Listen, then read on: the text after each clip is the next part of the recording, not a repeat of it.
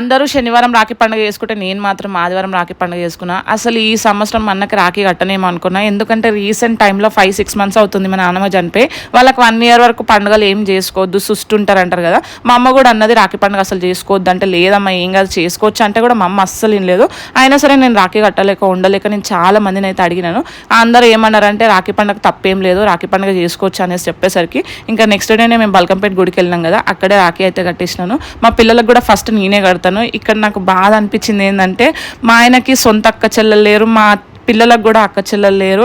ఎంత కజిన్స్ అయినా సరే ఒకసారి వస్తారు ఒకసారి రారు. ఈసారి ఏంటంటే మేము కొంచెం దూరం వచ్చేసినాం కదా, ఎవరు వచ్చి మా ఆయనకైతే రాఖీ కట్టలేరు. అట్లీస్ట్ మా పిల్లలకి నేనన్నా ఉన్నా ఫస్ట్ నేను కట్టడానికి, కానీ మా ఆయనకైతే ఎవ్వరూ లేరు.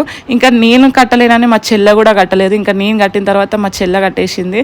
మా అన్నకైతే నేనున్న కట్టడానికి. మా అన్న అయితే హ్యాపీ, కానీ మా హస్బెండ్ చాలా ఫీల్ అయ్యిండు, ఎవరు అక్క చెల్లెలు లేరు, నాకే లేరు, మా పిల్లలకు కూడా లేరని. ఇలాంటి టైంలో అనిపిస్తుంది సొంత అక్కనో చెల్లెనో ఉంటే రాఖీ పండుగ రోజు ఎంత దూరమైనా సరే ఇంటికి వచ్చి రాఖీ కట్టిపోతుంది. దేవుడు ఎందుకేమో ఇట్లా చేస్తాడు. ఆడపిల్లలు ఇంట్లో ఉన్న వాళ్ళకేమో మగపిల్లలు ఉండరు రాఖీ కట్టడానికి, అదే మగపిల్లలు ఉన్న వాళ్ళ ఇంట్లోనేమో ఆడపిల్లలు ఉండరు రాఖీ కట్టడానికి. వీళ్ళు ఫీల్ అవుతారు, వాళ్ళు ఫీల్ అవుతారు. ఒక ఆడపిల్లని ఒక మగపిల్లని ఇస్తే ఇద్దరు ఫీల్ అవ్వకుండా ప్రతి ఒక్క ఫ్యామిలీ హ్యాపీగా ఉంటుంది కదా.